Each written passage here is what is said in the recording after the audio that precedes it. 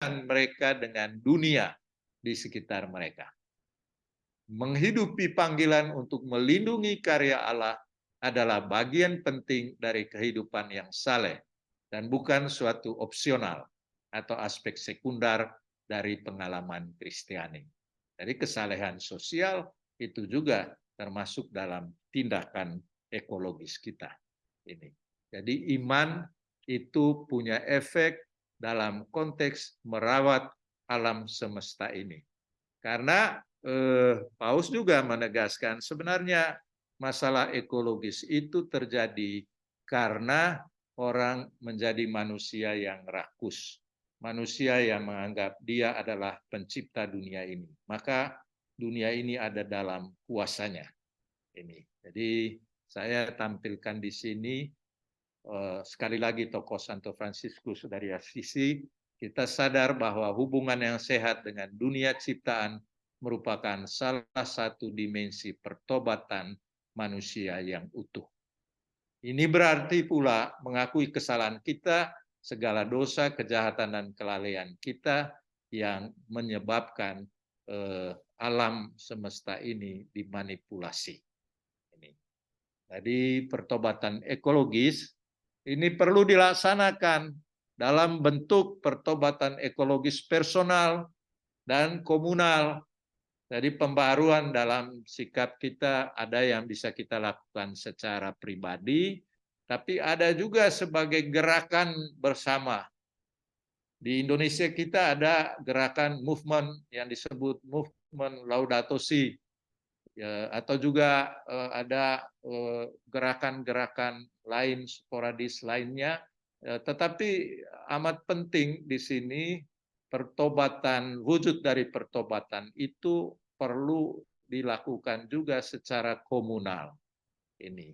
Maka dalam konteks ini perlu sekali dibuka jaringan-jaringan. Jadi masalah sosial harus diatasi oleh jaringan masyarakat, termasuk juga masalah ekologis tadi. Jadi pertobatan ekologis yang diperlukan untuk menciptakan suatu dinamisme perubahan yang berkelanjutan juga merupakan pertobatan komunal. Nah, untuk sampai saat ini apakah bisa dipahami ya oleh bisa Romo? Bisa ya? Bisa ya? Ya. Bagus Kalau ya. begitu saya teruskan dulu. Bisa. Ya. Kalau begitu saya teruskan. Ya, jadi pertobatan ekologis itu akan muncul juga dalam rasa syukur kita, kemurahan hati kita untuk mengakui bahwa Tuhan menganugerahkan alam ciptaan ini kepada kita. Itu yang disebut juga kita memandang dunia ini dengan kacamata kontemplatif. Artinya bukan melihat alam semesta ini dari segi keuntungan ekonomis untuk manusia, tetapi melihat dalam alam semesta ini adalah ciptaan Tuhan yang membawa keagungan Tuhan. Ini kedua, pertobatan itu juga menyiratkan kesadaran penuh kasih bahwa kita tidak terpisah dari makhluk lainnya dalam hidup ini, tetapi kita bergabung dalam satu persekutuan universal dan yang memungkinkan kita hidup. Ini sebagai orang beriman kita tidak melihat dunia dari luar saja, tetapi dari dalam. Seraya menyadari ikatan yang dijalin Bapa dengan segala makhluk. Dan ketiga, dengan meningkatkan kemampuan khusus yang diberikan Allah, pertobatan ekologis mendorong orang beriman untuk mengembangkan antusiasme dan kreativitasnya menghadapi masalah dunia. Dan kita bertanggung jawab bersama untuk mengatasi persoalan-persoalan itu. Lalu kita ingat akan Paus Fransiskus yang mengajak kita semua dan kita mengembangkan satu persekutuan yang bercorak kosmik. Lalu yang terakhir dari saya itu perubahan itu harus mendorong kita untuk semakin memiliki semangat misioner. Jadi pentingnya perubahan dan hidup yang radikal untuk mengikuti Kristus, memenuhi panggilannya itu dengan memperhatikan atau menghidupi semangat misioner ini. Jadi mengikuti Kristus, kita terdorong untuk membagikan pengalaman iman dan kasih kepada orang lain. Bagi saya, misi itu bukan saja dan hanya suatu gerakan pergi ke dunia lain, pergi ke pulau lain, atau pergi ke negara lain, tetapi adalah kesediaan dari kita untuk keluar dari kita dan membagikan pengalaman iman akan Kristus dan kasih Kristus itu kepada orang lain. Kita mempunyai semangat untuk berbagi itu, tentu dengan cara-cara yang bijaksana. Tetapi kita terdorong untuk itu, apalagi kita mendalami kitab suci.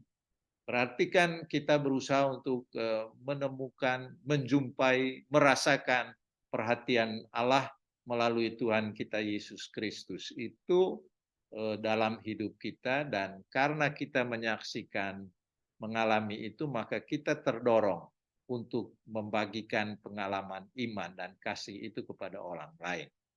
Nah, pertobatan misioner dimaksudkan untuk membaharui gereja kita, membaharui kita semua menurut citra misi cinta kasih Kristus sendiri. Melibatkan komitmen kita untuk hidup sesuai dengan ajaran Yesus Kristus dan mengikutinya, kemudian menyampaikannya kepada orang lain. Dan ingatlah bahwa DNA gereja kita adalah misioner. Jadi pembaharuan diri kita mesti juga menguatkan kita untuk menjadi misionaris ini. Sehingga corak misi gereja persekutuan kita itu tidak menjadi mati tetapi hidup, oleh karena itu yang kita yakini. Oleh karena itu, para murid dipanggil untuk menjadi terang dunia. Gereja sendiri menjadi lebih bersinar ketika membawa kepada manusia karunia adikodrati iman itu. Implikasinya, seorang meninggalkan cara hidup lama, lalu memilih untuk mengikuti Yesus Kristus, serta memiliki komitmen yang kuat untuk menjadi saksi Kristus dalam pelayanan kepada orang lain. Jadi orangnya siap diutus kemana saja untuk memberi kesaksian akan kebaikan Allah dalam diri Yesus Kristus. Nah, dimensi misioner ini dari tindakan pertobatan menghantar orang untuk keluar dari kenyamanan, kemapanan, dan memulai suatu petualangan baru demi kebaikan manusia dan terbangunnya kerajaan Allah. Nah, Paus Fransiskus amat menekankan spiritualitas misioner ini dalam dokumennya Evangelii Gaudium, dan tempari Paus Leo ke-14, Paus kita sekarang ini juga menekankan missionary church yang dia utamakan. Jadi Pak Sunyoto, itu saja yang bisa saya sampaikan sebagai pengantar umum bagi semua yang mengikuti KPKS kita. Karena bagi saya penting kita bukan hanya mengetahui kitab suci, tetapi firman Tuhan itu mendorong kita untuk melakukan perubahan, pembaharuan, untuk membuat kita menjadi orang yang bertobat, tapi lalu aspek-aspek pertobatan tadi itu bersifat personal, lalu mempunyai efek untuk pertobatan struktural, kita harus berjuang untuk itu, lalu juga harus punya efek untuk dunia kita yang kita sebut pertobatan ekologis, dan juga untuk kehidupan gereja kita, itu gereja yang misioner, Dan siapa yang mewujudkan itu, menghidupkan itu, yaitu anggota gerejanya. Dalam konteks pembicaraan ini, dengan Anda sekalian sebagai orang-orang yang siapkan diri secara khusus belajar kitab suci. Tuhan memberkati. Amin. Baik, terima kasih Bapak Uskup. Bapak Ibu yang terkasih, ini ada beberapa pertanyaan yang sudah di-record sama lewat chat ya. Iya, Jadi Pak. ini akan bisa langsung ditampilkan Pak Clement? Bisa, Pak, sebentar. Oke. Jadi ada Izin. beberapa pertanyaan nih Bapak Uskup. Langsung Ya. kita tampilkan ya.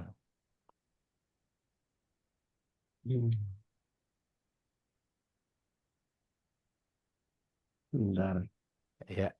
Mungkin mohon di share ya. Stop share screen-nya. Ya, oke. Sudah terlihat, Bapak? Ya, slideshow aja, Pak. Sudah. Baik. Jadi pertanyaan pertama Bapak Uskup dari Bapak Agustinus Santoso ya. Bapak Uskup berkenaan dengan yang disampaikan bahwa gereja Katolik harus terbuka dan agen cinta kasih. Waktu belakangan ini terjadi penganiayaan umat Kristen yang terjadi di beberapa wilayah di Indonesia. Apa yang harus dilakukan sebagai agen cinta kasih tapi dianiaya? Mohon nasihat dan pencerahannya. Terima kasih. Ya, agen cinta kasih dihadapkan dengan peristiwa penganiayaan yang terjadi. Tentu saja ya, prinsip dasar kita ialah bahwa kita berusaha untuk tidak juga menciptakan permusuhan yang berkelanjutan. Kita tetap berusaha untuk menjadi pembawa damai, menciptakan perdamaian. Tetapi tentu kita punya hak tertentu untuk misalnya hak untuk mengungkapkan ibadat kita secara sesuai dengan adat istiadat kekristenan kita, kekatolikan kita. Dan itu kan dijamin oleh konstitusi negara kita. Sehingga bagi saya ya kita tetap punya hak untuk memperjuangkan itu, tapi bukan dengan cara-cara kekerasan. Karena kalau kita memakai dengan cara-cara kekerasan, maka kita juga akhirnya tidak lagi sejalan dengan apa yang ditunjukkan oleh Kristus juga dalam artian hukum cinta kasih yang kita pegang. Ini. Jadi menurut saya tanggapan kita terhadap peristiwa-peristiwa seperti itu tentu perlu dengan bijaksana melihat sesungguhnya apa yang terjadi. Jadi kita tidak langsung bereaksi misalnya ada WA begini, ya kita harus lihat benar faktanya seperti apa. Ini kadang-kadang kan berita melalui media sosial itu kadang-kadang harus dicermati dengan baik supaya reaksi kita juga harus tepat. Ada yang mengatakan tempo hari gereja, padahal bukan gereja. Ini, jadi kalau kita mengikuti saja media sosial seperti itu, kita akan menanggapinya secara keliru. Tapi bagi saya yang penting seperti tadi katakan, ya kita tetap punya keyakinan dasar kita bahwa Tuhan yang kita imani dan yang menjadi model dalam hidup kita, saya mengikuti itu, saya berusaha untuk menghidupi semangat kasih itu terhadap atau dalam masyarakat saya. Sedangkan kita tetap punya hak untuk menuntut secara benar dari pihak gereja, pihak pemerintah untuk menjamin kebebasan beragama kita. Jadi itu catatan saya, tanggapan saya. Terima kasih. Baik, terima kasih Bapak Uskup. Selanjutnya Pak Clement, pertanyaan kedua.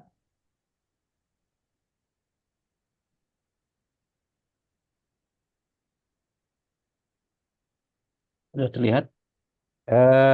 Yang kedua belum. Di Oh, di sini geser, Pak. sudah ya. Sudah di sini. Oke, kalau gitu dibacakan aja, Pak. Di tempat saya kok masih Pak Agustinus Santoso. Oh, Pak Ya, Adi belum ganti Belum slide. ganti. Ya. Slide. ini padahal sudah ya. Sinyalnya kali ya. Nomor 2 Dari Pak. Nomor 2 Pak. Nomor nomor 2. 2 dari 20178 Ibu Triana Iskandarsyah. Sehubungan dengan ekonomi Fransiskus, apakah perlu pertobatan struktural atau personal? Bagaimana usaha untuk menjalankannya? Demikian, Monsinyur. Ya, sebenarnya dalam konteks itu ya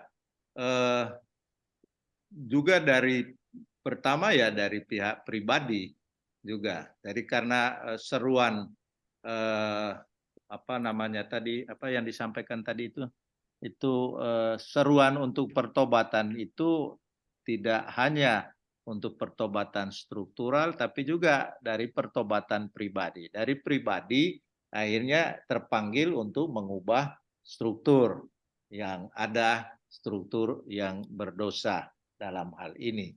Jadi sesungguhnya ajakan untuk melakukan pertobatan struktural itu ada kaitannya dengan pertobatan pribadi.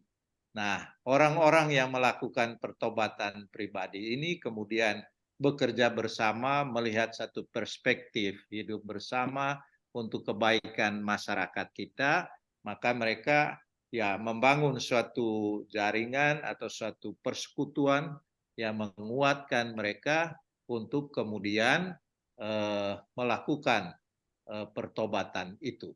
Jadi tetap mempunyai titik tolak dasar perubahan pada pribadi orang.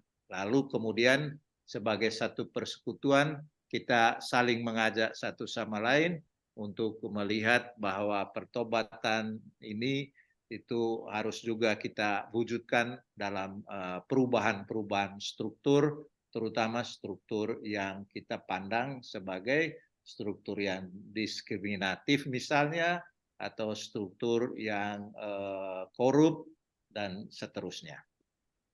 Begitu. Baik, terima kasih Bapak Uskup. Selanjutnya Pak Clement yang ketiga. Siap? Pak lihat. Belum. Ya, oke udah. Oh ya. Jadi pertanyaan ketiga Bapak Uskup dari Ibu Fiona Rosili. Ya. Dalam konteks hidup berdampingan dengan makhluk lain, bagaimana gereja menanggapi atau merespon ada komunitas, manusia atau bahkan kepercayaan lain yang kurang atau bahkan tidak menghargai makhluk hidup lain sebagai ciptaannya juga? Ya, ya tentu saja menurut saya itu kita perlu konsisten untuk melakukan apa yang menjadi tanggung jawab kita. Itu satu titik tolak yang mesti kita lakukan, dan kita tidak menjadi mengubah mengubah keyakinan kita hanya karena ada juga yang lain yang sama sekali di sini dikatakan misalnya tidak menghargai makhluk hidup lainnya. Menurut saya memang kita hidup berdampingan ini, tetapi kita tetap perlu konsisten dengan keyakinan kita bahwa kita mau memberikan perhatian. Bagian dari hidup beriman saya ialah mempunyai relasi atau menjaga makhluk ciptaan, merawat ciptaan lingkungan kita. Barangkali efeknya bisa besar, bisa juga kecil. Tetapi dari pihak kita ialah bahwa kita melakukan itu. Siapa tahu dengan usaha yang kontinu dan terus-menerus, akhirnya orang juga melihat, oh ini satu cara hidup yang baik dalam relasi kita dengan alam semesta ini. dengan merawat lingkungan, merawat pohon dan seterusnya. Ini. Jadi memang kadang-kadang kita bisa melihat, ini sepertinya saya melakukan sesuatu yang rasanya tidak punya efek karena sebagian besar orang tidak peduli. Ini juga satu tantangan yang melemahkan semangat kita untuk melakukan hal yang baik. Bagi saya, kalau kita memulai sesuatu yang baik, walaupun kecil, tampaknya setidak-tidaknya kita punya tanggung jawab ini terhadap Tuhan yang memberikan juga, yang memanggil kita untuk mengimani Dia, dan iman kepada Allah itu harus diwujudkan dalam sikap kita juga yang baik terhadap alam semesta ini. Jadi soal dampak atau pengaruh dari orang lain, ya kita berharap melalui contoh-contoh kebaikan yang kita lakukan, orang akan juga melakukannya itu. Terima kasih. Baik, terima kasih Bapak Uskup. Selanjutnya pertanyaan berikutnya, Pak. Nampaknya cukup banyak pertanyaan ini Bapak Uskup. Sebentar. Nah, ya. Mudah-mudahan kalau ada yang mau menjawab juga tidak apa-apa ya. Ini kan kita namanya urun rembuk nih toh. Siapa tahu ada yang melengkapi jawaban saya ataupun juga ada pandangan lain, silakan. Ini. Sudah Baik. terlihat? Pertanyaan berikutnya dari Bapak Aris Heru Prastio. Ya. Bagaimana kita menyampaikan pentingnya perubahan struktural kepada sistem yang sudah terbentuk seperti saat ini? Apakah diperlukan sebuah perubahan paradigma dan mental yang mendasar? Terima kasih. Ya, memang ini suatu tantangan besar untuk kita ya.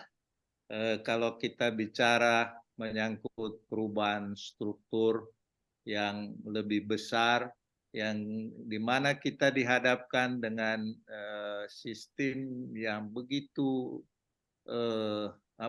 terbentuk saat sekarang ini, dan kebanyakan misalnya kan sistem perpolitikan kita, ya kalau orang tidak punya duit ya tidak bisa untuk maju dan seterusnya, atau kalau tidak masuk dalam kelompok dianya ya tidak akan mendapat kemungkinan untuk promosi misalnya. Dan saya kira memang itu kita dihadapkan dengan suatu sistem yang sudah terbentuk dan begitu besar yang terlibat di dalamnya, sehingga mungkin usaha perubahan itu tidak mudah itu terjadi. Menurut saya ya memang ini tergantung pada kepemimpinan pemimpin yang kita pilih misalnya dalam suatu masyarakat ya. Makanya selalu gereja mengusulkan pilihlah seorang pemimpin yang lihat track recordnya. Apakah track recordnya memang dia mempunyai perhatian pada kepentingan masyarakat umum. Dia bukan nanti melanggengkan struktur yang sukuistis atau struktur yang ya ada hubungan apa semua gitu ya. Itu kan usaha-usaha konkret kita. Tetapi kita juga dihadapkan dengan kuasa besar yang entah itu berkaitan dengan uang, entah itu berkaitan dengan juga sistem yang sepertinya sulit dipecahkan. Sehingga bagi saya ya memang penting juga perubahan paradigma, tapi kita juga harus menyadari ini dalam lingkup kita sendiri mungkin kita bisa berjuang untuk itu. Dalam lingkup yang besar memang. Tapi prinsip kalau saya melihatnya ya, kadang-kadang itu tergantung pada pemimpin yang kita pilih. Karena rasanya pemimpin ini akan juga mempengaruhi banyak keputusan-keputusan yang berkaitan dengan kepentingan umum, yang berkaitan dengan kemajuan, yang berkaitan dengan kerinduan orang untuk mengalami pembaharuan hidup. Itu. Jadi memang perlu perubahan paradigm, tapi juga cara kita memilih orang-orang yang menjadi pemimpin itulah yang akan menentukan perubahan-perubahan yang menuju ke arah baik atau tidak. Atau mungkin ada pemikiran lain. Baik, terima kasih Bapak Uskup. Dari Bapak Ibu ada pemikiran lain seperti apa yang disampaikan Bapak Uskup? Silakan, kesempatan satu nih, silakan. Sambil Pak Clement menyiapkan pertanyaan berikutnya. Baik. Oh, silakan Bu Eri. Ya, Bu Eri, silakan Bu Eri. terima Langsung kasih. open mic.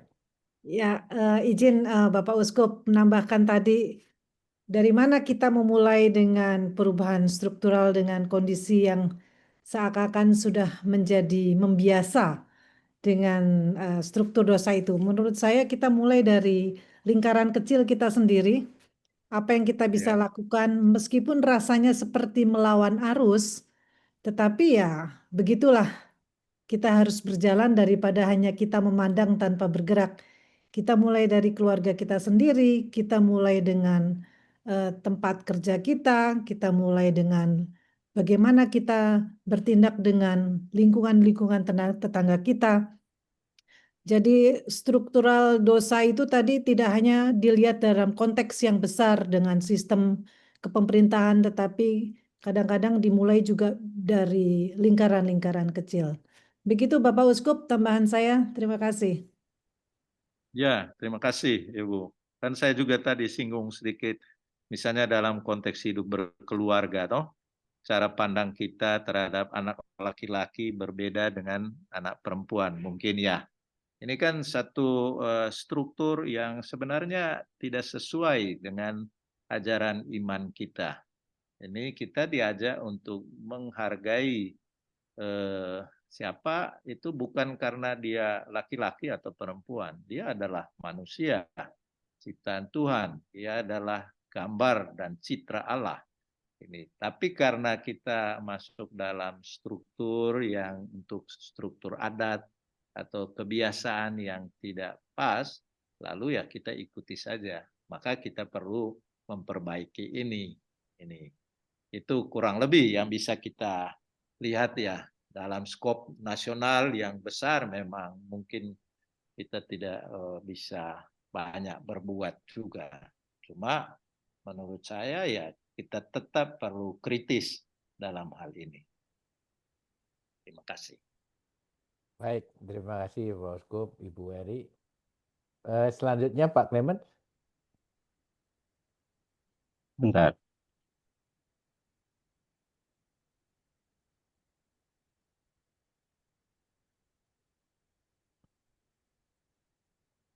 Baik. Pertanyaan dari Pak Yunus Puandi. Sehubungan dengan lingkup melakukan transformasi, menyikapi perang Israel dan Palestina, jika Yesus hadir secara fisik di tengah konflik Israel dan Palestina, di pihak siapakah dia akan berdiri? Dan di pihak manakah Monsinyur berdiri? Apakah kita harus mengutamakan cinta, keadilan, dan salib? Demikian Bapak Uskup pertanyaan dari Pak Puandi.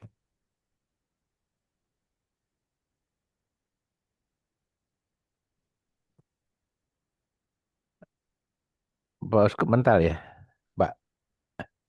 Wah, Kayaknya iya. keluar ya? Oh, enggak sih, masih ada. Masih ada? Masih ada. Tadi sih kelihatannya sinyalnya Iya, oren sinyalnya ya. langsung Oren ini. tadi warnanya. Iya.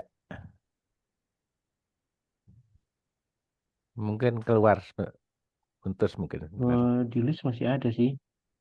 Kena mute beliau. Oh, kena mute. Ya, oke. Oh iya, baik. Iya, Mohon tadi maaf. memang mental sedikit dia, lalu Iya, iya. kembali lagi. Oh iya. Nah, ya kalau bertanya tentang di mana posisi Yesus dalam perang Israel Palestina, yang jelas dia kan kita tahu bahwa dia memang orang Yahudi kan, Yesus itu dia keturunan orang Yahudi, tapi dari prinsip hidupnya pasti dia tidak berdiri di sisi Israel atau Palestina. Dia justru mau supaya orang hidup tidak bermusuhan satu sama lain, tidak merebut satu sama lain, tapi membangun persaudaraan universal. Itu yang dia bawakan.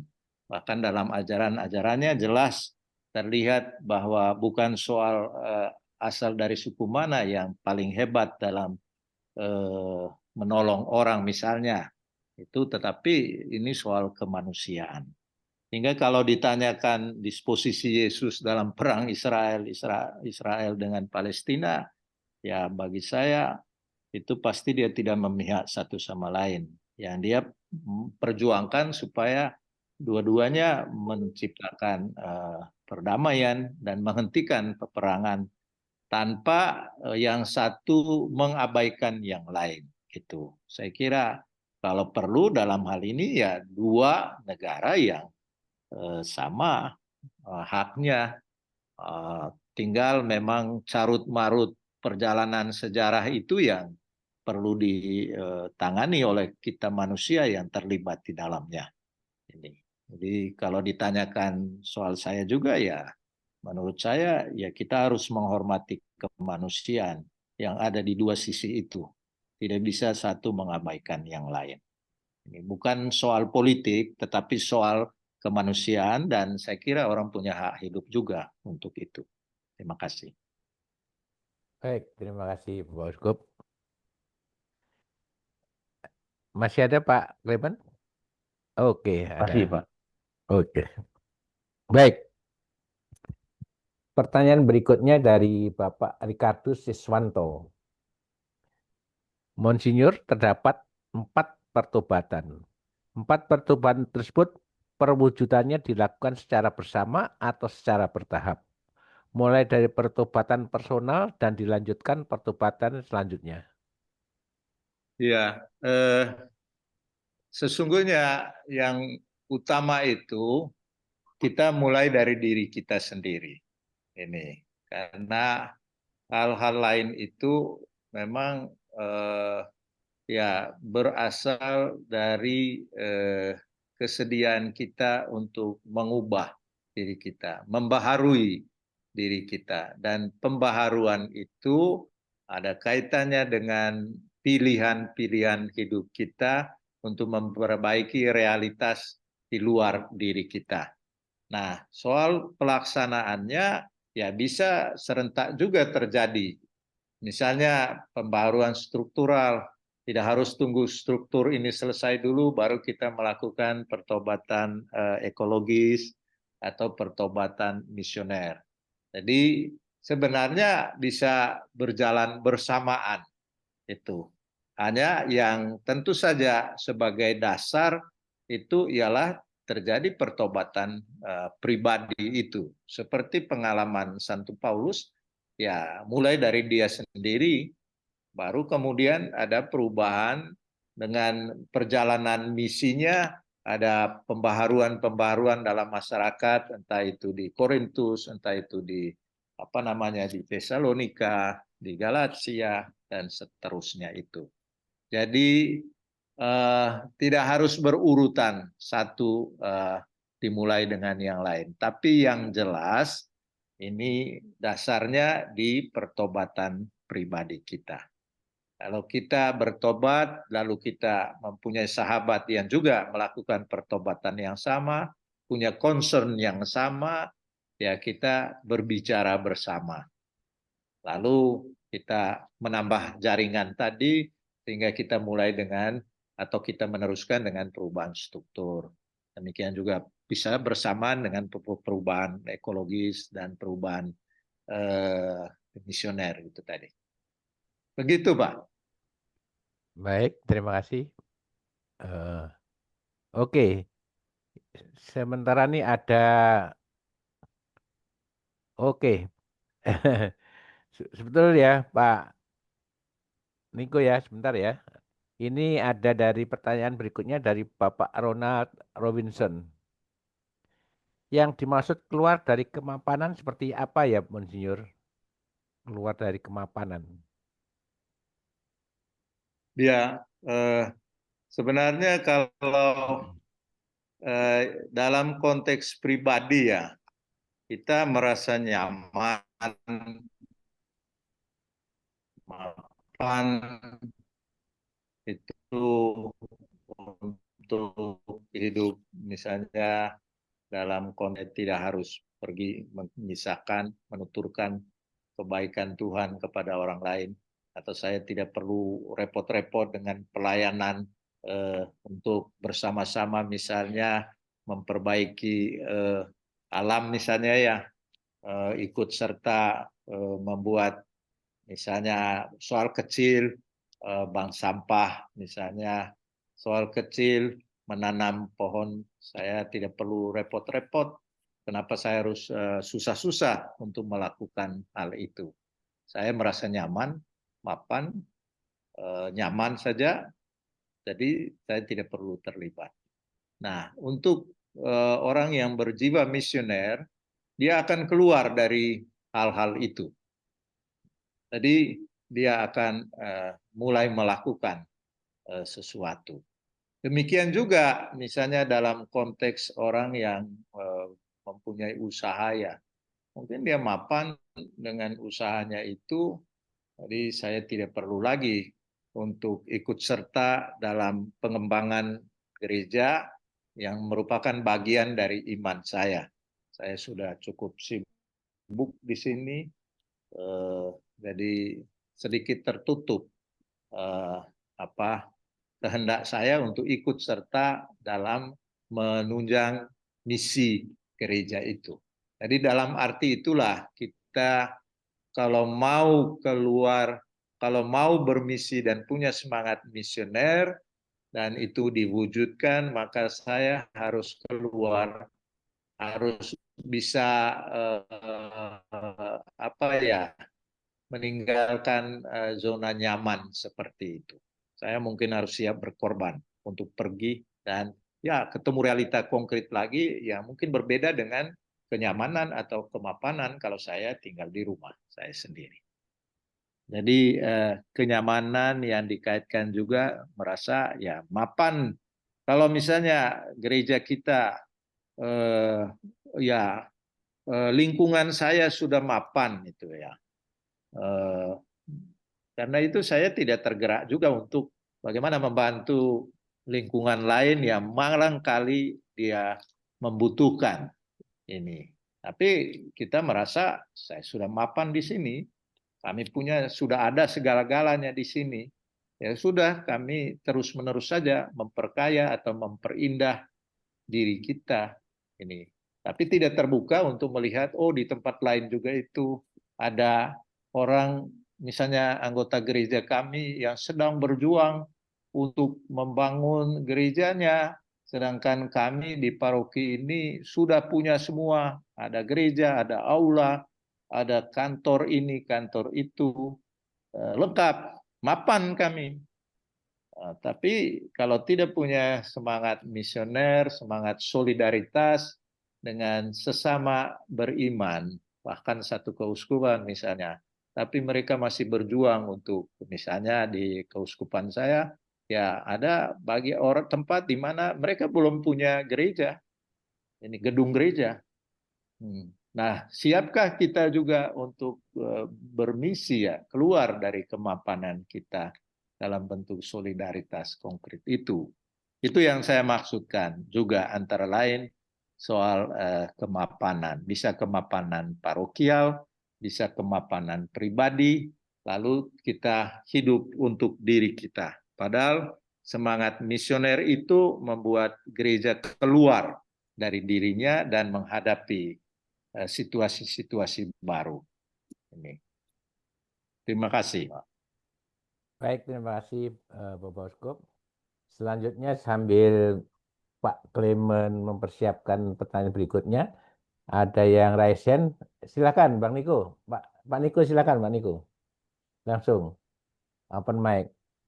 Oke, terima kasih. Sebenarnya ini mau menyambung eh, apa pertanyaan tadi yang berhubungan dengan 4 pertobatan tadi, pertobatan personal, pertobatan struktural, pertobatan ekologis, pertobatan misioner. Nah, ini menurut saya, kalau menurut saya ini semua pertobatan pribadi. Artinya begini, kalau kita mau lihat pertobatan personal, seluruh hidup kita kita periksa, adakah hal-hal yang memang harus dirubah, kita rubah. Kemudian itu menyangkut struktural, kita tidak melihat keluar, kita lihat ke dalam. Misalnya di dalam keluarga, apakah kita terlalu dominan? Apakah kita menentukan bahwa laki-laki atau suami yang paling berhak? Ini kan struktural dalam keluarga. Jadi tidak ada yang mana yang dulu, yang mana yang harus didulukan. Tapi ini menyangkut holistik sebagai satu perubahan pribadi. Misalnya pertobatan ekologis. Apakah selama ini saya terlalu banyak memakai tisu? Tisu itu kan menebang pohon. Ah, apakah kita tidak lebih baik pakai sapu tangan yang bisa reuse? Ini kan pertobatan ekologis. Jadi nggak perlu melihat keluar gitu, melihat ke dalam diri. Kemudian pertobatan misioner, kan kita banyak orang Katolik yang berpendapat bahwa karya misi itu adalah tugas para kuria, para apa namanya imam. Padahal Klerus. misioner itu tugas kita sebagai gereja, karena itu DNA-nya gereja. Jadi kita tidak melihat keluar, melihat ke dalam. Bahwa menurut saya ini satu pertobatan yang utuh di dalam diri kita, yang bisa kita lakukan. Pertobatan personal, kemudian pertobatan struktural, nggak perlu kita ngelihat keluar. Kita lihat dalam diri kita. Apakah kita menindas anak kita, tidak memberikan mereka apa namanya hak untuk bersuara atau bagaimana? Itu kan penindasan struktural namanya. Pertobatan ekologis juga banyak dalam keluarga. Pertobatan misioner juga seringkali lupa kita bahwa misi, tugas perwartaan itu tugas kita semua sebagai anggota gereja. Saya kira itu. Terima kasih. Baik, terima kasih Pak Niko. Pak Uskup, mohon tanggapan Pak. Pak Uskup mau menanggapi atau langsung ke Ibu Maria? Oke, sementara Bapak Uskup Fris, Ibu Maria silakan Ibu, langsung Bu. Mic-nya dibuka dulu, ya oke. Bapak Uskup, Frister gimana? Oh iya, Tuh, Bapak Uskup masih kental. Fris nih. Kental, nanti nggak bisa denger Iya, ya, pertanyaannya. betul. Sebentar ya, Ibu Maria ya. Baik, Pak. Titin.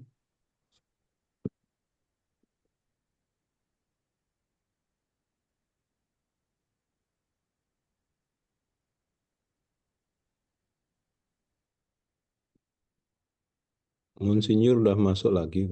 Iya. Oh iya, oke. Baik. Sorry ya. Baik.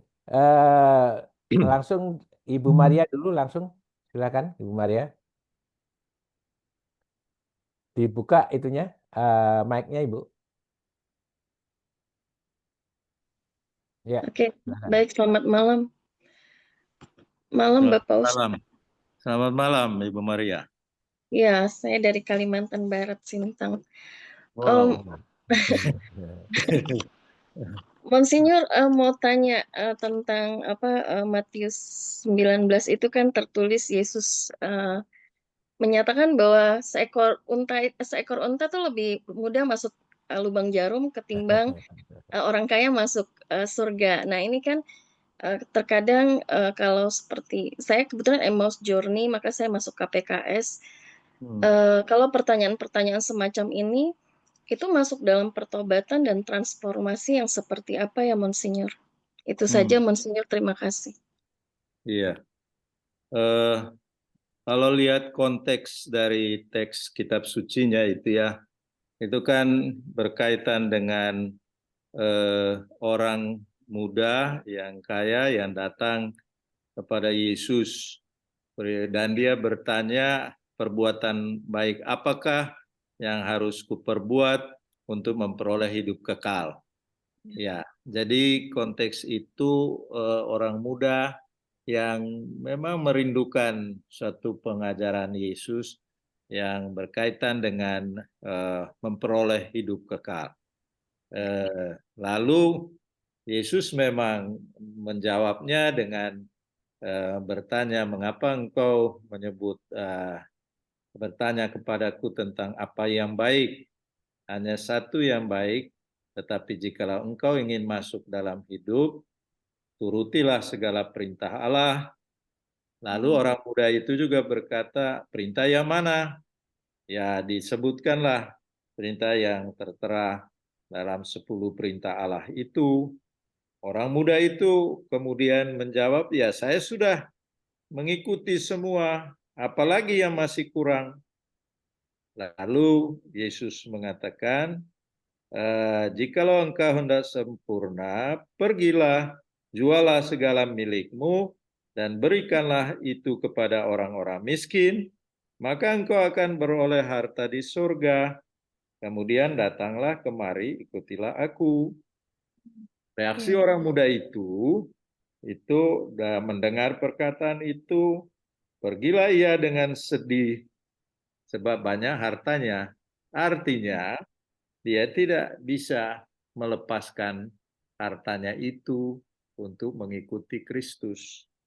Nah, lalu kemudian Yesus berkata, aku berkata kepadamu, sesungguhnya sukar sekali bagi seorang kaya untuk masuk ke dalam kerajaan surga.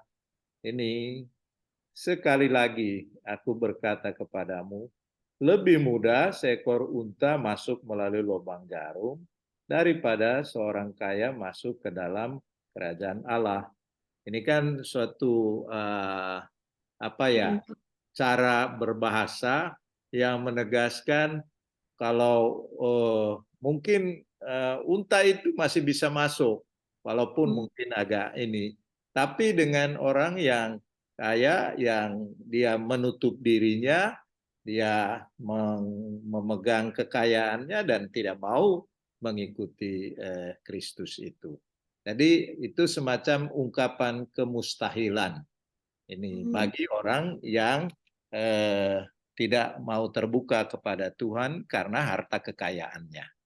Jadi dalam konteks itulah, jadi Yesus memang menggunakan bahasa hiperbol boleh dikatakan ya, melebihkan unta saja bisa masuk. Tapi orang kaya yang memang hidupnya hanya terikat pada kekayaannya, ya tidak bisa masuk kerajaan surga. Jadi dalam arti itu, maka pertobatan itu ya pertobatan pribadi yang harus juga meninggalkan segala hal. Kalau memang itu kehendak Tuhan dan saya mengimaninya, ya saya melepaskan semua itu. Pertobatan personal dalam hal ini. Nanti juga akan menyangkut pertobatan cara dia yang melihat harta bendanya ini. Bisa jadi nanti secara struktural bisa terjadi juga. Tapi di sini pertobatan pribadi orang ini. Baik, Tidak dengan sendirinya kepada semua orang kaya. Ini. Iya. Karena ada juga orang kaya yang bisa melepaskannya. Itu. Terima kasih, Ibu Maria. Baik, terima kasih, Mas. Ya. Baik, terima kasih Bapak Uskup. Selanjutnya Ibu Yovita mohon tahan sebentar karena yang di chat sudah cukup banyak nih. Silakan Pak Clement. Baik. Selanjutnya dari Ibu Margi ya. Bagaimana sikap pertobatan kita mempengaruhi sikap relasi kita dengan sesama yang berbeda agama dan bangsa? Apakah ini masuk dalam aspek inklusivitas? Demikian Bapak Uskup. Iya, itu termasuk dalam sikap yang kita sebut dengan istilah inklusivitas. Artinya kan menyangkut keterbukaan kita untuk menerima orang yang berbeda agama dan berbeda bangsa sebagai sesama manusia yang saya terima juga sebagai saudara dan saudari, sebagai sahabat-sahabat dalam perjalanan hidup ini. Jadi sikap inklusivitas itu akhirnya juga mencakup itu. Saya tidak membuat kotak-kotak dalam sikap saya, dalam relasi saya, dalam pergaulan saya, tapi saya menerima semua itu sebagai saudara dan saudari. Nah, itulah bagian dari pertobatan kita karena kita mengikuti apa yang disampaikan oleh Tuhan. Mungkin kecenderungan budaya kita atau adat kita pribadi, ya barangkali kita lebih welcome kepada orang yang sesama suku kita. Mungkin lebih mudah menerima bersaudara orang yang seagama dengan kita. Nah, itulah yang disebut tertutup kita atau eksklusif namanya. Tapi pertobatan itu harus membuat kita menjadi orang yang terbuka, menerima keberbedaan, dan dalam konteks itu saya menerima dia, menghargai dia sebagai saudara, saudari dalam perjalanan hidup ini. Jadi memang termasuk sikap inklusivitas kita. Terima kasih. Baik, terima kasih Bapak Uskup. Selanjutnya.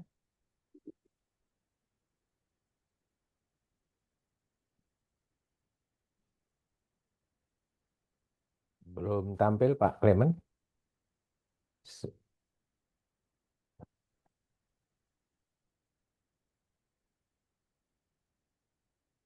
Sudah belum?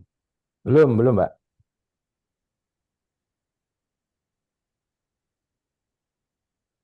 Sinyalnya kok. Ya, oke.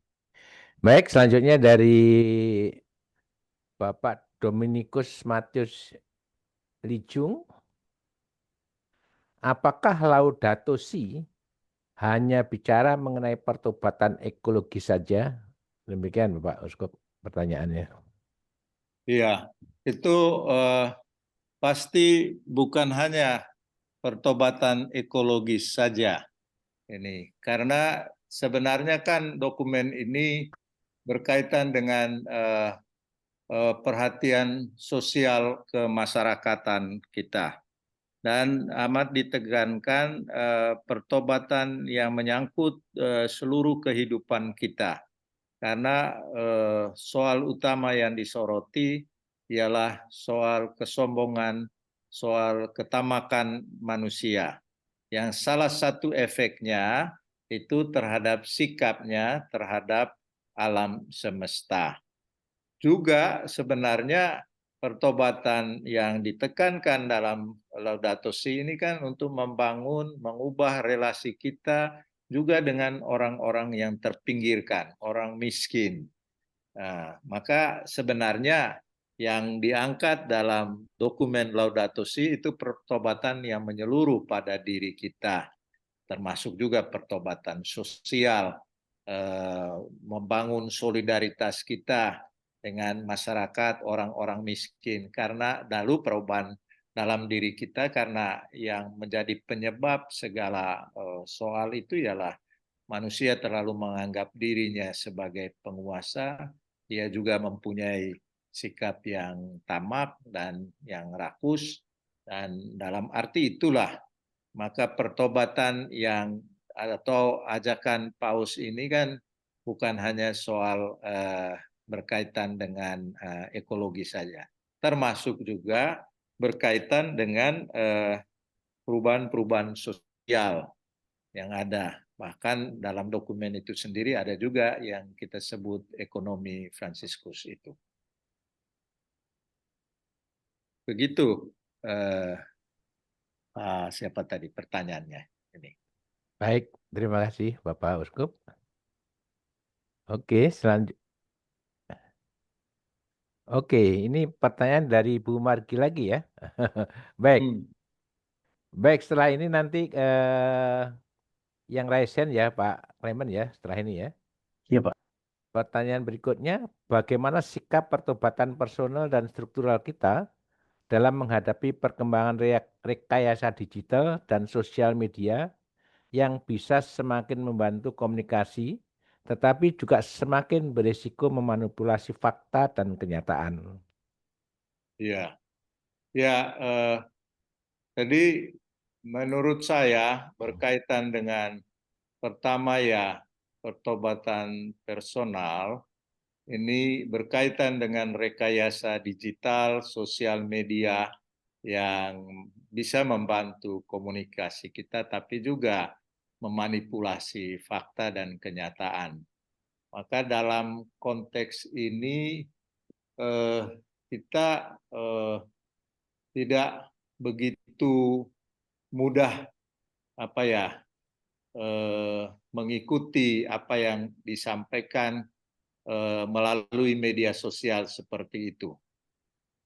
Saya kira sikap dasar kita ialah sikap yang bijaksana untuk melihat, menganalisa apa yang disampaikan dalam media sosial.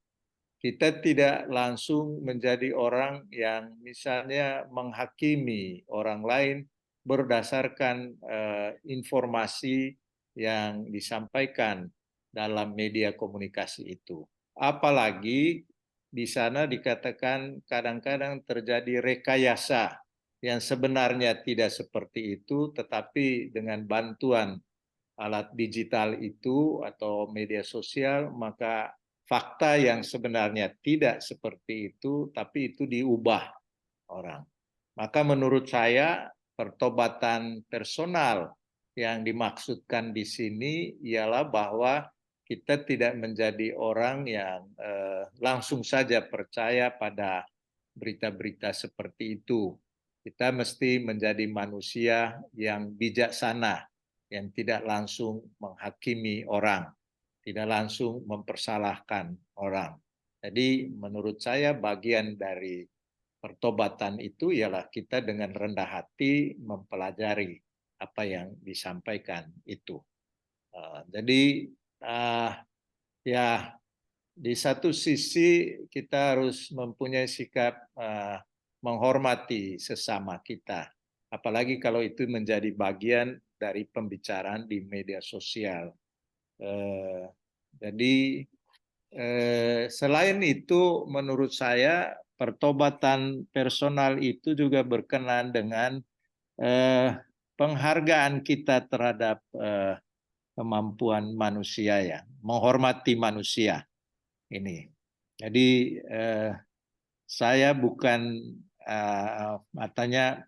kita tidak bisa menjadikan informasi dari media sosial yang jadi bagian dari rekayasa itu sebagai sumber bagi kita untuk sumber satu-satunya bagi kita untuk memberikan evaluasi terhadap orang lain.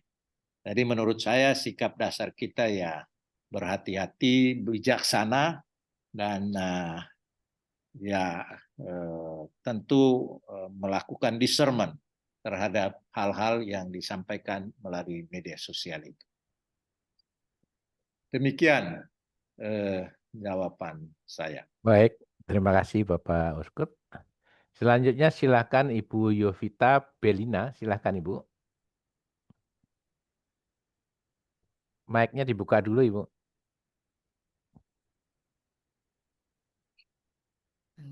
Ya, oke, silakan.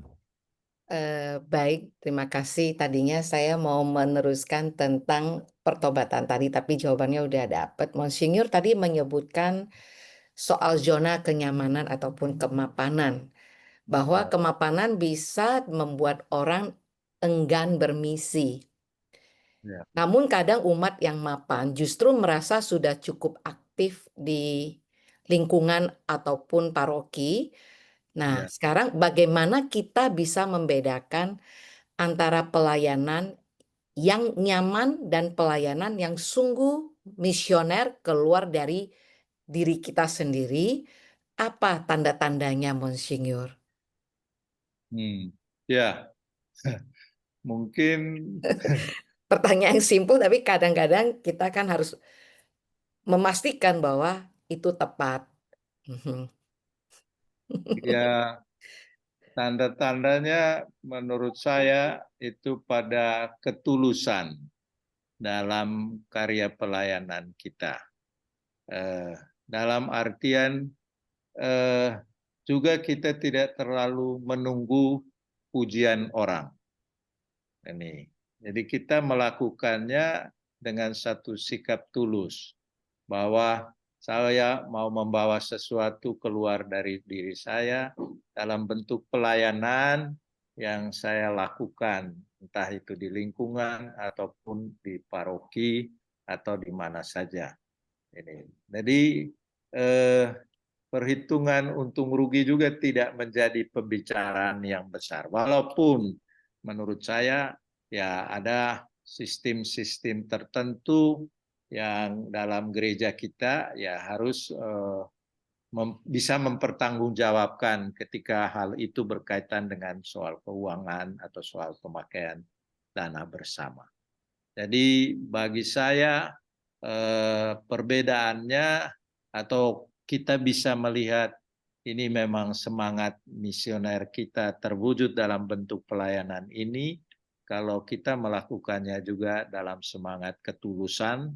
Kita tidak mencari pujian di sana, tapi kita memberikannya dengan sukacita apapun resikonya. Ini. Terima kasih, Monsinyur. Terima kasih, Ibu. Baik, terima kasih Bapak Uskup. Selanjutnya silakan Pak Blasius Johannes Kusi, silakan Pak. Buka dulu mic-nya Pak. Terima kasih. Salam Pak Monsinyur. Selamat, Pak Saya Blasius. saya dari Malaysia. Oh, dari Malaysia. Gimana? Dari Malaysia, Monsinyur. Woi, Apa, selamat. Oke, saya tertarik dengan pertobatan, terutamanya pertobatan personal, dan saya juga mendapati beberapa pertobatan personal daripada kitab suci, contohnya daripada Kisah Para Rasul bab 9 tadi, Ya, di mana Saulus mengalami sesuatu yang sakit ataupun yang sukar dahulu, barulah ya. dia ada Berubah. berlaku pertobatan. Ya, Jadi apakah semua orang perlu melalui itu untuk ke arah pertobatan itu, Monsinyur? Dan bagaimana satu lagi, bagaimana pula dengan orang-orang yang mengalami kesakitan, kesukaran, tetapi bukan ataupun dia bukan di dalam Kristen ataupun bukan di dalam Katolik? Apakah itu juga menghala kepada pertobatan? Terima kasih. ya. Memang kalau kita melihat dalam kitab suci ya, Pak Blasius, jadi banyak tokoh-tokoh yang bertobat, seperti misalnya Petrus atau kasih contohlah Sakeus tadi ya, dia memang tidak seperti pengalaman Saulus. Ini pengalaman Saulus yang dijamah oleh Tuhan, yang disentuh oleh Tuhan, didatangi oleh Tuhan, itu memang suatu pengalaman yang istimewa. Ini, jadi pengalaman kalau dalam bahasa lain mungkin pengalaman yang mencengkam dia gitu, sampai dia jatuh ke tanah menurut kisah itu. Dan kemudian kan dia perlu waktu untuk mengalami pemulihan ini. Ya, ada juga dikatakan bahwa itulah orang perlu pendalaman diri sendiri, melihat peristiwa itu, maka dia boleh dikatakan masuk dalam kesendirian. Dia di situ diungkapkan bahwa dia buta kan, tidak bisa melihat dunia luar lagi. Jadi ini boleh dikatakan mungkin ya membuat dia melihat dalam dirinya, dan dari situ dia tidak bisa juga berubah kalau tidak dibantu oleh orang lain. Maksudnya dia menjadi sembuh. Maka Tuhan mengutus Ananias. Dan Ananias kan kemudian dia mengurapinya, lalu dia kemudian bisa melihat kembali. Jadi di situ juga tekanannya bahwa Tuhan yang berkarya untuk membuka jalan untuk Santo Paulus. Tapi memang itu peristiwa yang istimewa, yang khusus pada Santo Paulus ini. Kalau kita lihat Sakeus kan berbeda, tidak terlalu diungkapkan kontrasnya ya. Tapi pasti juga ada sesuatu yang terjadi, suatu perubahan pada orang itu karena disentuh oleh Yesus ini. Kemudian dalam kisah-kisah lain itu kita juga menemukan dalam kisah Petrus misalnya, ya kemudian melakukan pertobatan terus-menerus, peristiwa menangkap ikan yang Tuhan Yesus katakan bertolaklah lebih dalam lagi dan tebarkanlah jalamu. Di situ kan dia kemudian merasakan bahwa dia juga berdosa, maka dia katakan, Tuhan pergilah dari aku yang berdosa ini. Tapi Tuhan memberi kepercayaan kepada dia, justru pada saat dia merasakan bahwa dia adalah orang yang berdosa. Tetapi Tuhan memberikan kepada dia bahwa dia menjadi penjala manusia. Ini. Jadi sebenarnya poin utama itu pada Tuhan yang memanggil kita untuk melakukan pertobatan, dan kita manusia itu membuka hati kita untuk itu. Ini. Jadi ada juga pertobatan yang amat dramatis juga kan, itu seorang anak bungsu ya terhadap kebaikan bapaknya. Ini, jadi dia kemudian bertobat juga dan diterima baik. Nah, berkaitan dengan orang sakit lainnya yang beragama lain, ya tentu agak berbeda melihatnya. Saya tidak terlalu tahu persis pertanyaannya tadi, tetapi kalau itu dikaitkan dengan pertobatan, ya barangkali disitulah Tuhan mungkin membuka jalan bagi dia untuk melakukan pertobatan. Itu. Terima kasih Pak Blasius. Terima Baik, kasih terima juga. kasih Pak Uskup. Baik, Pak Clement masih ada Pak Clement? Pertanyaan berikutnya? Masih Pak, masih. Oh masih. Bentar, Baik, bentar ya. kita masih Bentar, punya waktu bentar. sampai, oke, kita 14 menit lagi Pak ya. Baik, silakan. Sudah terlihat? Ya, oke. Ya. Dari Ibu Lucia Ana Nogolajar, Bapak Uskup Paskalis, kelanjutan pertobatan misioner seperti apa dan bagaimana yang menjadi prioritas arah perjalanan yang ditujukan oleh Bapak Paus Leo ke-14? Ya, ya. Kalau lihat ungkapan pertama dari Paus kita ya, Leo ke-14, waktu dia disampaikan ke publik bahwa dia adalah Paus kita, dia kan menyampaikan salam damai ya. Ini damai dari Kristus yang bangkit. Salam damai bagi Kristus bagi seluruh umat ini. Jadi sebenarnya dari poin itu kita bisa menangkap bahwa kita pertama-tama diajak untuk menjadi misionaris pembawa damai, pencipta damai. dalam konstelasi hidup di dunia ini.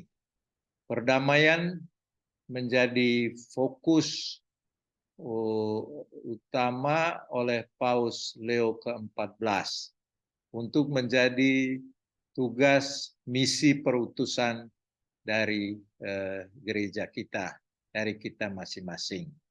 Apalagi secara internasional kan ada terjadi perang di Ukraina dan Rusia yang belum selesai-selesai. Belum lagi di Israel dan Yahudi dan Palestina. Belum lagi muncul di Afrika. Belum lagi di Asia kita sendiri, di Myanmar. Kemarin juga bersamaan muncul itu antara India dan Pakistan. Untungnya cepat selesai. Kemudian mungkin perdamaian, semangat berdamai itu juga kan bertentangan dengan kekerasan-kekerasan yang terjadi.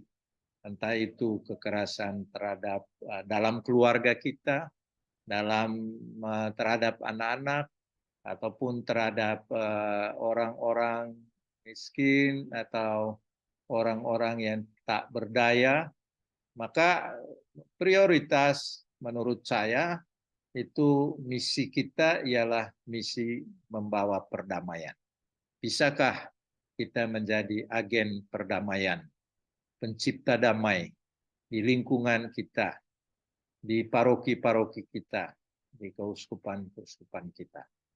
Yang kedua, seperti juga dia melanjutkan sebenarnya apa yang sudah dimulai oleh Paus Fransiskus, membangun jembatan. Artinya kan kita diutus untuk membangun relasi, berdialog. Ini jadi misi yang mengutamakan dialog kita ini dengan orang-orang beragama lain karena ataupun orang yang berbeda keyakinan karena kita hidup di dunia ini dalam keberbedaan kita. Bisakah kita menjadi misionaris yang membangun persaudaraan, yang membangun dialog antara kita dan juga misionaris cinta kasih ini seperti yang dimulai oleh Mother Teresa dari Kalkuta ini. Jadi saya kira itu gerak lanjutan dari apa artinya menjadi misionaris yang diharapkan oleh Paus Leo ke-14 juga terhadap masalah sosial kemasyarakatan. Terima kasih. Baik, terima kasih Bapak Uskup. Selanjutnya yang resen dulu ya Pak Raymond. Silakan Pak Mikael. Yang resen. Silakan Pak Mikael.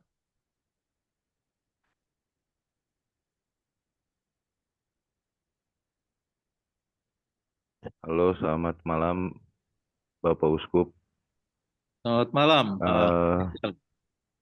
Saya mau tanya kenapa gereja sedikit sekali ya, bahkan sepenglihatan saya seperti membiarkan umat, bahkan juga romo-romo, frater, banyak yang seringkali melakukan tindakan tidak hormat, pencemaran atau sakrilegi terhadap sakramen Maha Kudus. Yang semakin hari semakin ke sini semakin banyak dan nampak jelas sekali terang-terangan ya. Ya contoh yang sering kali saya jumpai misalnya hostia yang tertahta di monstrans yang ada di kapel itu kita bisa lihat itu banyak yang dengan santai ngobrol atau main handphone atau bahkan foto-foto dengan latar belakang hostia yang tertahta di monstrans. Jadi seperti diperlakukan seperti salib atau patung-patung yang sifatnya simbol. Padahal hostia itu kan tubuh Kristus sendiri, gitu loh. Kristus yang ada di dalam situ, di dalam monstrans itu, bukannya simbol lagi, gitu loh. Tapi makin ke sini makin tampak jelas, gitu loh. Dan saya juga bingung kalau saya mau ngelapor atau ngomong sama Romo, ya Romonya juga ikutan foto, gitu kan. Jadi gimana tuh? Bingung saya juga. Gitu, Bapak Uskup. Ya, menurut saya sih mungkin keyakinan tadi ya, mungkin kurang didalami ya. Padahal kan seperti Bapak Michael tadi menegaskan bahwa yang hadir di situ kan bukan simbol ya, tapi tubuh dan darah Tuhan Yesus sendiri. Jadi seharusnya kita punya sikap hormat terhadap sakramen Maha Kudus seperti itu. Ini. Nah, mungkin juga di sisi lain ya kita bersama-samalah memperbaiki diri kita ya, baik imamnya maupun juga umatnya. Jadi mungkin kita tidak perlu minta foto-foto di situ. Ini, jadi lebih baik itu yang kita usahakan. Sambil juga ya mungkin bisa diangkat soal ini dalam pembicaraan di tingkat entah lingkungan ataupun tingkat di Dewan Pastoral Paroki juga yang ada gitu ya. Sekaligus juga bicara mungkin ya pribadi dengan imamnya atau fraternya gitu. Jadi barangkali kalau itu memang disampaikan secara terbuka mungkin dengan Bapak Uskup atau dengan pastornya ya mungkin menjadi perhatian kita. Memang ya ada kekurangan kita dalam hal itu kalau itu yang terjadi terus-menerus. Saya kira catatan Pak Michael baik juga menjadi perhatian kita semua ya yang ikut serta dalam pertemuan malam ini. Terima kasih Pak Michael. Baik, terima kasih Bapak Uskup. Bapak Ibu terkasih, karena waktu maka kita tambah satu pertanyaan saja ya Bapak Ibu ya. Satu pertanyaan lagi Bapak Uskup. Ya. Setelah itu kita tutup kuliah umum ini. Silakan Pak Clement, satu pertanyaan aja Pak Clement.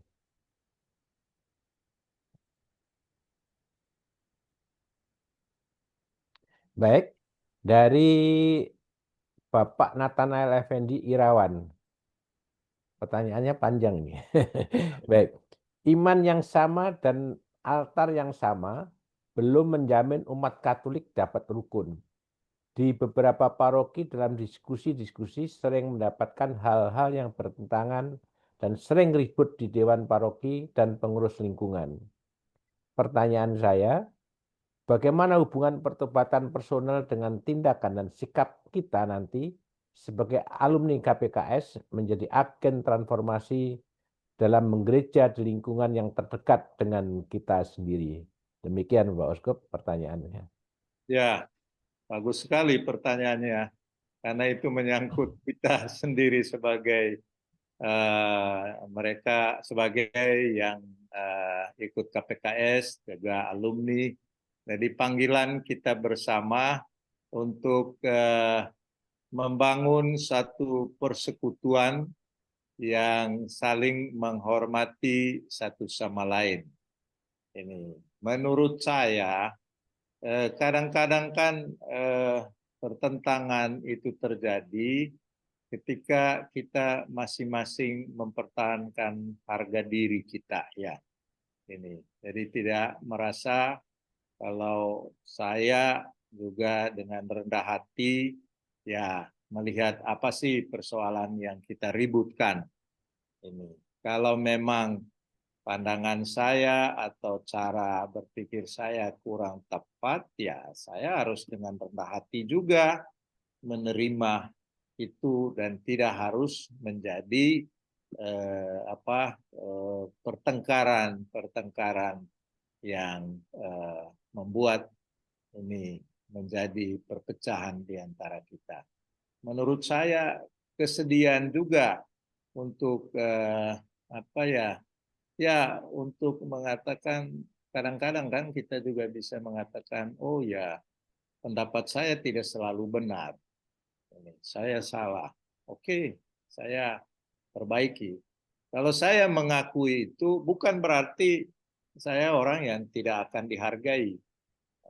Jadi seringkali itu terjadi karena kita punya pride, dan pride itu yang kita pertahankan juga tatkala pandangan kita keliru, salah, ini lalu kadang-kadang pertengkaran itu terjadi hanya karena kita tidak mau mencari, ya oke lah, saya mengalah dalam hal ini, saya tidak perlu memperpanjang soal, apalagi kalau itu mungkin menyangkut hal-hal yang tidak esensial sekali. Maka menurut saya tugas alumni itu menjadi pembawa damai. Jangan ikut-ikutan kompor persoalan di situ. Ini begitu toh.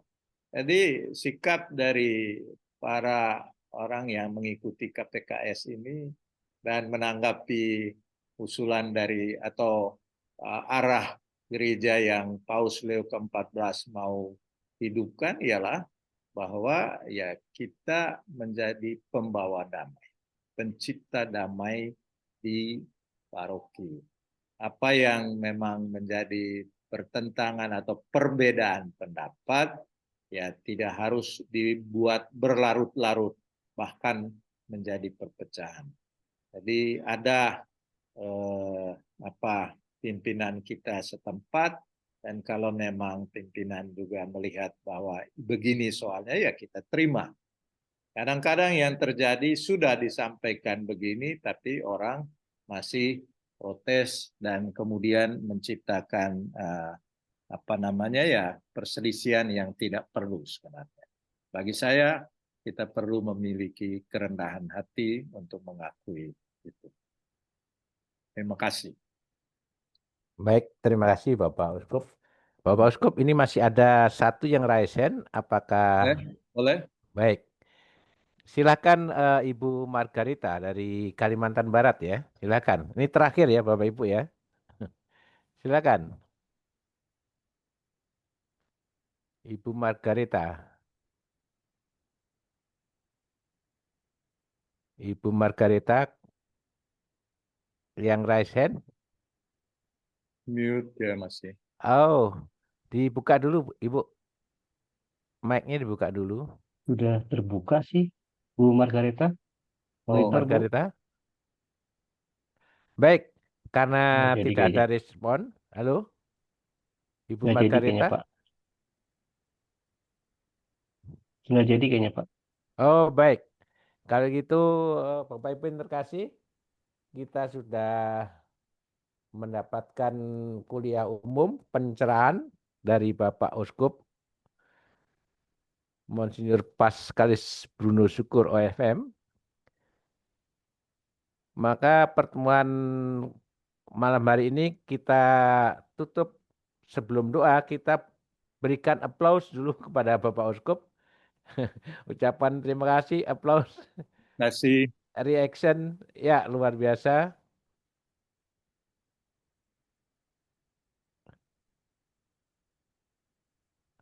Wow.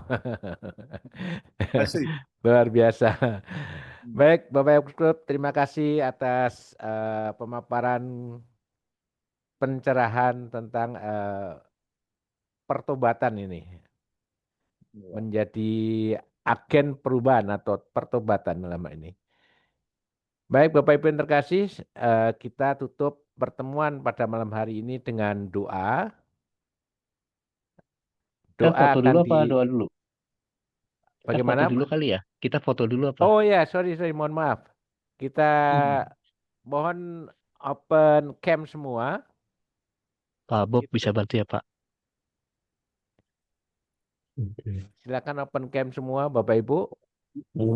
Spotlightnya Monsinyur bisa di ini. Ya. Bisa Oke, sebentar. Di remove dulu ya, Pak? Ya.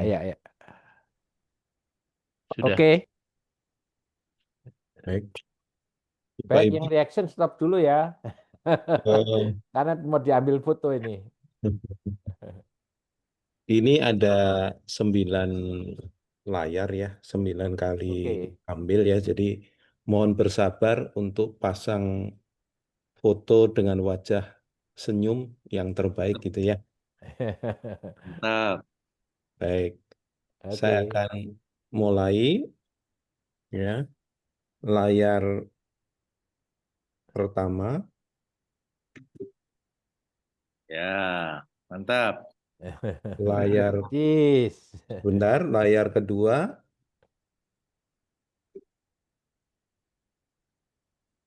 Layar ketiga. 3.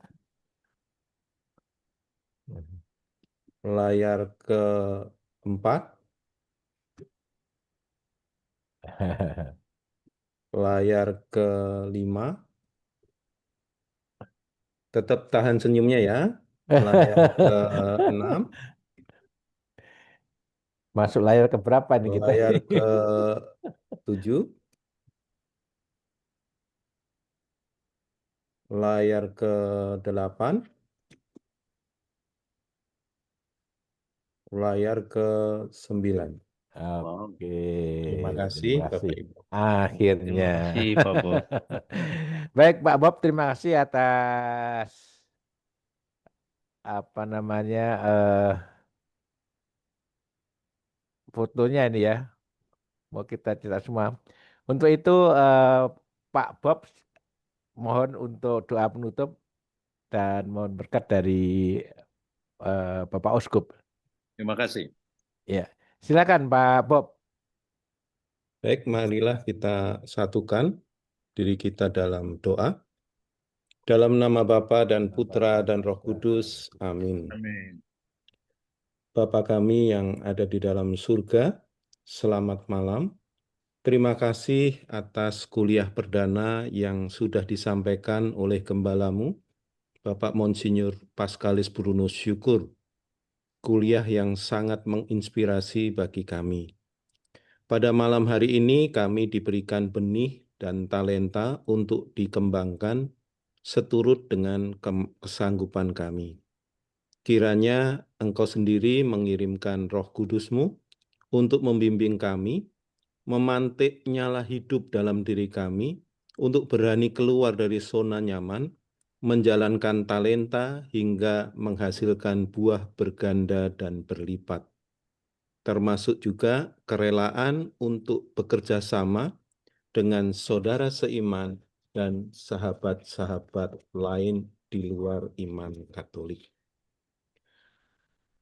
Bapa yang Maha Baik, berikanlah kesehatan dan kebijaksanaan bagi Bapak Uskup kami dalam menghidupi panggilannya sebagai gembala yang taat pada Gembala Agung Putramu Yesus Kristus.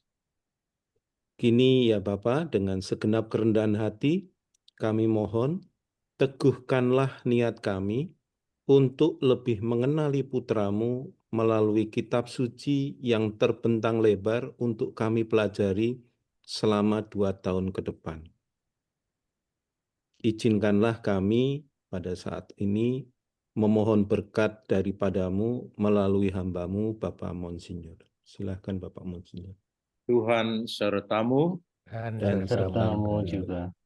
Allah Bapa di surga, kami mohon turunkanlah berkat-Mu untuk saudara-saudari kami yang dengan ketulusan hati mau belajar tentang Engkau sendiri melalui pembacaan kitab suci dan pemahamannya di masa yang akan datang.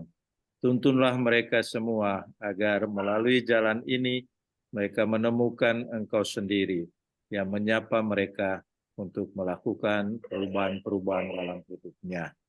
Kami mohon pada malam hari ini, sudilah Engkau menyertai mereka semua. Dan teristimewa, jagalah kami sepanjang malam ini, agar kami boleh beristirahat dalam keadaan sehat walafiat.